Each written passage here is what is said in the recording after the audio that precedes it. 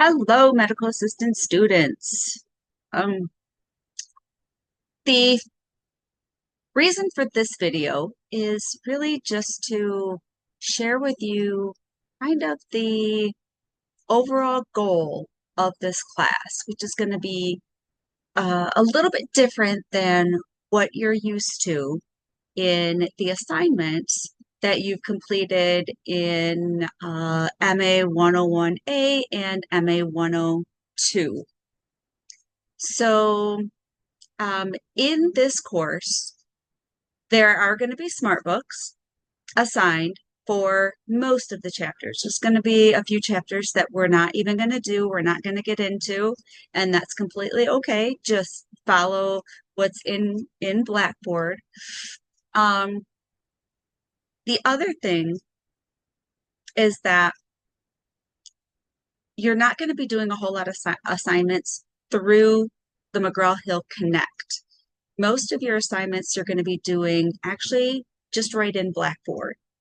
And the reason is because this course has a high focus on the different medication classifications. One of the things that we have to teach you are the different classifications for medications, and we have to do that with each body system. And you guys are familiar with how we do body systems. So this is really no different than those. We're going to use the different body systems to identify the different medication classifications within those systems. And then there are different areas that we have to measure in the medication classifications. Like, for instance, we have to teach you what that drug is used for, what the intended result is going to be when that medication is taken. What are some side effects that are associated with that medication? And then what are adverse effects with that medication? A couple other areas that we have added into that our community has asked us to add in is what are some pieces of education that you would give to your patient when you're administering that medication? And the other thing is, what are the different brand names and generic names that the medications have? And so really that's the biggest focus. But and I'm going to show you the chapters. Before I get into that though, your first week is really just going to be an overview of what you learned in MA 102. If you go back to MA 102, yes, I know that was a while ago, Heather did the pharmacology chapter in the medical assistant textbook, and she talked about pharmacology and actually, what happens to medications when you put them in your body and how they are metabolized and distributed and all that kind of stuff. So this first week is really, you're going to just do uh, a chapter review. It's actually 3 chapters that you're going to do. And in this textbook here, you can see the textbooks right here that we're doing Administering Medications, Pharmacology for Healthcare Professionals. So all I am asking or created, there's no smart books for this first week, but there is a discussion board, there's a syllabus, little quiz, and then you're going to be doing it's pretty lengthy chapter review. You're going to do it on chapters 1, 2, and 5. That's it for really this week, along with looking at the syllabus and Blackboard and watching these videos and all that kind of stuff. We are not going to do anything with chapter 4, administering parenteral medications, because you're going to learn that in MA 106 Heather's going to do that. In addition, we are skipping chapter 6 as far as vitamins, minerals, and herbs. If you want to learn more about that, you can, but our focus is going to be on different medications. The other chapter that we are going to do, and we're going to start this next week, is we're going to do measurement and dosage calculations. And I want to spend 2 weeks on that chapter, but that's going to be a whole nother video in itself. The goal of this chapter is once you get into week four is when I'm going to give you a list of medications that you're going to have to research and get the information on. Like I stated, you're going to have to get the generic name of it, the trade name, the brand name of the medication. You have to find out what it's used for, what's the intended result. You have to find side effects, adverse reactions, and you have to find patient education.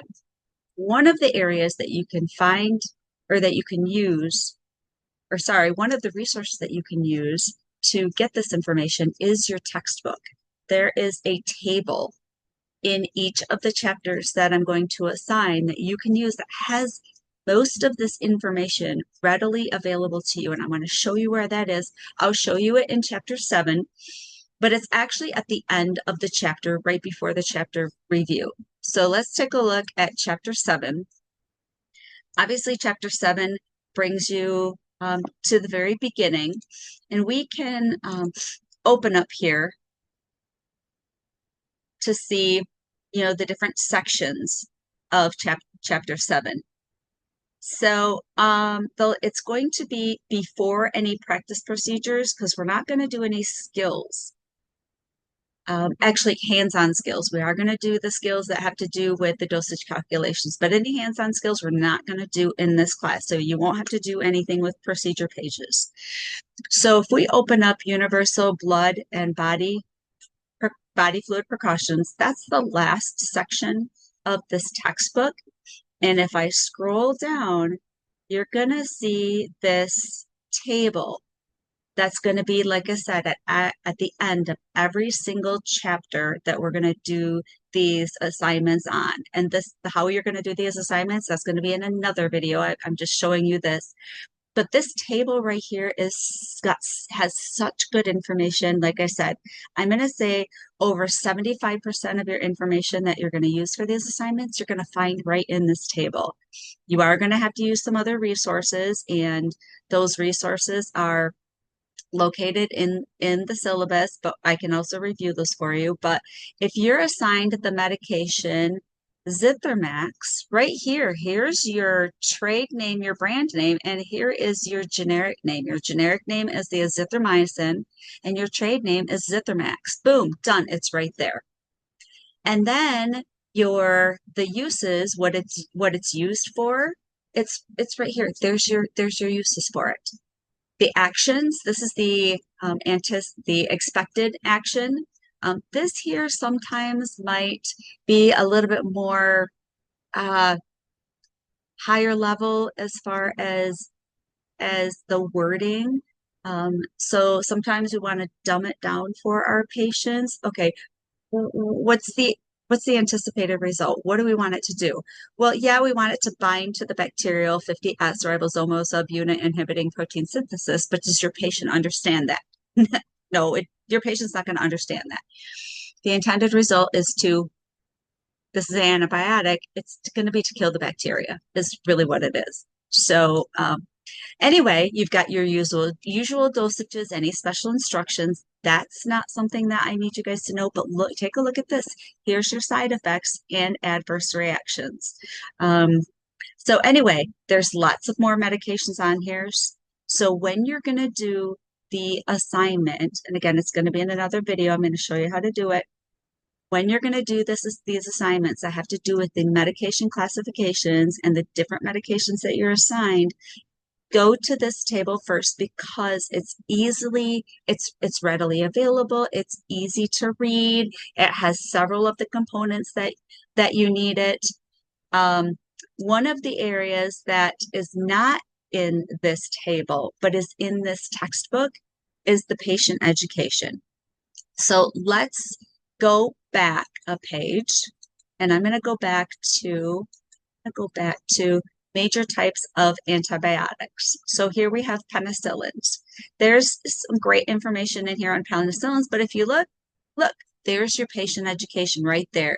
They're in these boxes underneath the categories. So again, it's not in the table at the end, but it's right there. And for each medication that I assign you, you need to have 2 pieces of patient education. this is perfect. This is great. It's actually pretty use it well, I should say. It's in a verbiage that your patient can understand. Right here, take the full course of the medication. Perfect. There's one piece of education.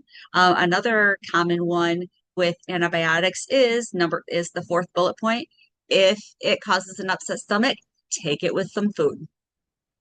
Easy. There you go. There's your two pieces. So again, this was just a little video to show you how you can use this textbook in the assignments they're going to be called medication classification assignments.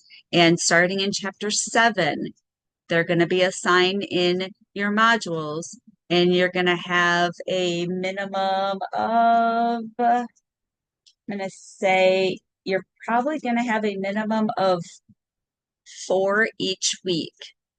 So just keep that in mind. But if you have questions on this video or have questions on the book, please don't hesitate to reach out.